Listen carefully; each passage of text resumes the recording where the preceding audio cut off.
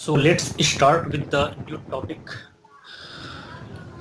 Plane passing through the intersection of two given planes. हमें एक ऐसे प्लेन के का इक्वेशन फाइंड आउट करना है जो दो प्लेन का क्रॉस सेक्शन करे। ठीक है, दो प्लेन के क्रॉस सेक्शन में जो लाइन आ रही है, जैसे ये वाली, ये पाई वन प्लेन मतलब फर्स्ट को रिप्रेजेंट कर रहा है, ये पाई टू प्लेन सेकेंड को रिप्रेजेंट कर रहा है। तो इन दोनों का जो इंटरसेक्शन पॉइंट होगा दिस वन। ठीक है, ये आपका इंटरसेक्शन पॉइंट आएगा इन दो प्लेन्स का। तो इससे जो प्लेन मिलेगी, दरअसल इससे जो प्लेन मिलेगी, इन दो प्लेन के बीच में सो मेनी प्लेन्स मिलेंगे। ठीक है, मतलब वो एक फैमिली मिलेगी प्लेन का। ऐसे इस पर कई तरीके से कर सकते हैं, देख सकते हैं। पहले से स्टार्ट करेंगे तो इस तरीके से मूव करते हुए ऐसे मूव करेगा। ठीक है, तो कई प्लेन, मतलब जो ये इक्वेशन आएगा, इससे जो प्लेन बनेगा, इस लाइन से, इस इंटरसेक्शन लाइन से, इन दो प्लेन के इंटरसेक्शन लाइन से जो प्लेन बनेगा वो क्या बनेगा, फैमिली ऑफ प्लेन बनेगा। ठीक है, अगर पर्टिकुलर प्लेन बनाना होता तो पॉइंट यहाँ कोई दे दिया होता तो इस लाइन और इस पॉइंट से ओनली वन प्लेन जाता तो उसका एक अलग चीज होता। लेकिन यहाँ पर हमें क्या निकालना है, कम फैमिली ऑफ प्लेन, क्योंकि इस इंटरसेक्शन लाइन से जो प्लेन मिलेगा इन दोनों के बीच में मिलेगा, लेकिन सो मेनी पॉइंट्स मिल सकते हैं। ठीक है, तो वो आपका क्या होगा, फैमिली ऑफ प्लेन होगा। तो पहले प्लेन के बारे में देख लेते हैं। Let pi one and pi two be two planes with equations. पहला plane small are vector dot n1 cap is equal to t1। ठीक है, तो n1 आपका क्या है, यूनिट वेक्टर है। ठीक है, परपेंडिकुलर जो उसके होता है प्लेन के। तो small are vector dot n1 cap is equal to t1 and small are vector dot n2 cap is equal to t2 respectively. ये दो प्लेन्स पाई वन और पाई टू को रिप्रेजेंट कर रहे हैं। ठीक है, वेक्टर फॉर्म में। ये क्या है, वेक्टर फॉर्म में। अब देखिए, जब ये रिप्रेजेंट कर रहे हैं दो आपके प्लेन को, तो इनका क्रॉस सेक्शन यहाँ बन रहा है, लाइन बन रही है। ठीक है, तो the position vector of any point on the line of intersection must satisfy both equations.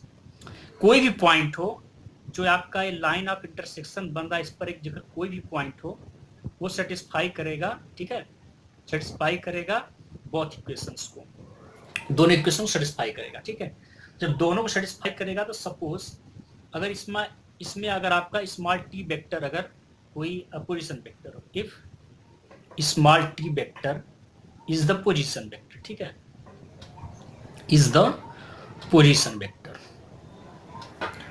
Of a point on the line,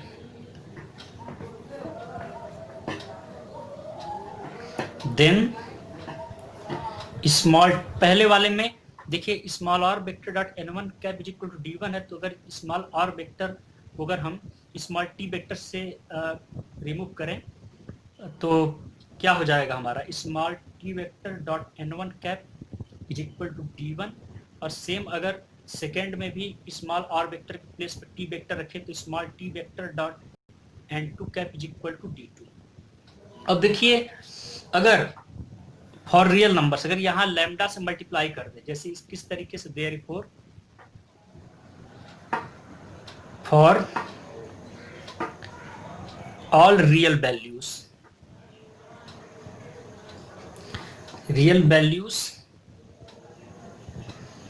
of lambda, we have. ठीक है, तब यहाँ पे क्या होगा, तो इसमें लैम्डा से मल्टीप्लाई कर दीजिए और सबको ऐड कर दीजिए। तो यहाँ लैम्डा d2, यहाँ lambda T vector dot n2 cap. तो यहाँ जब ऐड करेंगे तो क्या मिलेगा, टी वेक्टर आपका इसमें कॉमन हो जाएगा, यह आएगा n1 cap plus lambda n2 cap is equal to यहाँ d1 प्लस लैम्डा d2। इस तरीके से देखिए हमारे पास इतना आ गया। सिंस जानते हैं हम लोग, since T vector is arbitrary, it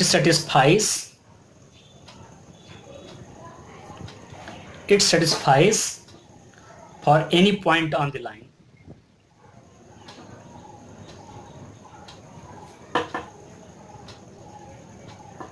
ठीक है, on the line। तो hence the equation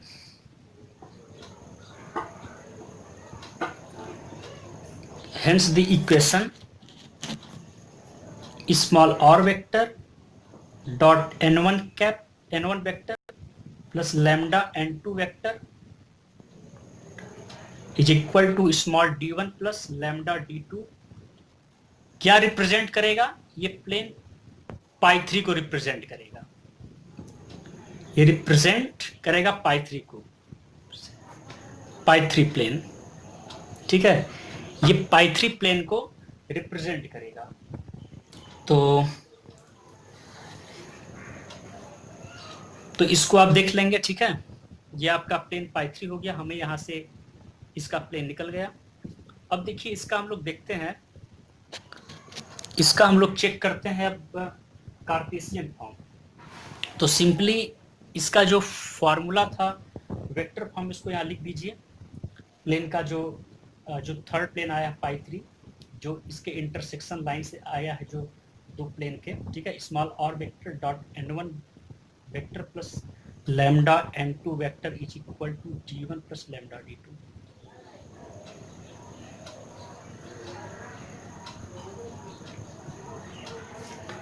ठीक है, तो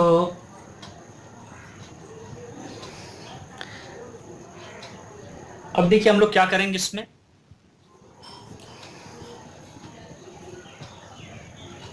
अब इसमें कार्टेशियन फॉर्म का अगर यूज किया जाए, कार्टेशियन फॉर्म,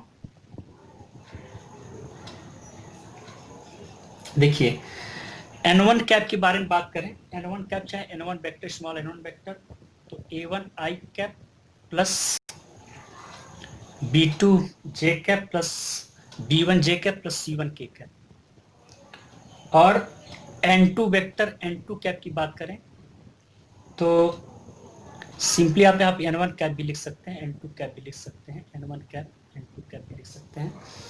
तो ये आ जाएगा a2 i cap plus b2 j cap plus c2 k cap, और स्मॉल r वेक्टर जो आपका था position vector x i cap plus y j cap plus z k cap, जिसमें पुट करेंगे आप, देखिए स्मॉल r वेक्टर साथ x i cap y j cap plus z k cap है, ठीक है।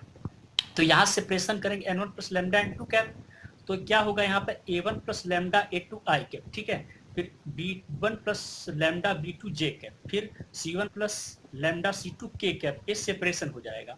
फिर जब r वेक्टर बाहर है तो x i cap plus y j cap plus z k cap है। जब डॉट प्रोडक्ट हो रहा है यहाँ पे, तो डॉट प्रोडक्ट करेंगे तो i का i से मल्टीप्लाई होगा तो 1 आ जाएगा, बाकी जितने भी i j और k होंगे, i dot j i dot k वो 0 हो जाएंगे। तो i डॉट i का जो मल्टीप्लीकेशन वही संभव जो 1 आएगा, और इसका कोएफिशिएंट कुछ इस तरीके से आ जाएगा, जैसे a1 plus lambda a2 x, ठीक है, और b1 plus lambda b2 y, और c1 plus lambda c2 z, और इज इक्वल टू आपका क्या हो जाएगा d1 प्लस लैम्डा d2। इसको यहाँ ला देंगे तो किस तरीके से होगा, पुटिंग दिस, इसको फर्स्ट दे दीजिए, putting this in first we get, हमें क्या मिलेगा देख लीजिए, x a1 plus lambda a2 plus y b1 plus lambda b2 plus small z c1 plus lambda c2 is equal to d1 plus lambda d2। अब d1, अब यहाँ पर देखिए लैम्डा के साथ जितने हैं लैम्डा को अलग कर दीजिए और बिना लैम्डा वाले को अलग कर दीजिए, तो यहाँ भी लैम्डा को वहाँ लाएंगे तो लैम्डा के साथ कर देंगे, सेपरेट करेंगे, देखिए क्या आता है, ठीक है। जब सेपरेट करेंगे तो क्या होगा, a1x plus b1y plus c1z minus d1 plus lambda a2x plus b2y plus c2z minus d2 is equal to 0, ठीक है। ये हमें इक्वेशन मिल गया कार्टेशियन फॉर्म में। ये जो थर्ड प्लेन था, जो इंटरसेक्शन था दो प्लेन्स का, तो उनसे जो लाइन इंटरसेक्ट हो रहा था, जो लाइन क्रॉस सेक्शन बन रही थी, जो लाइन क्रॉस कर रहा था इन दोनों का, जैसे ये वाला है, ठीक है, इंटरसेक्शन लाइन इन दोनों का, इसी से जो प्लेन निकला है, ये फैमिली ऑफ प्लेन का इक्वेशन है कार्टेशियन फॉर्म में, ठीक है। Thanks for watching.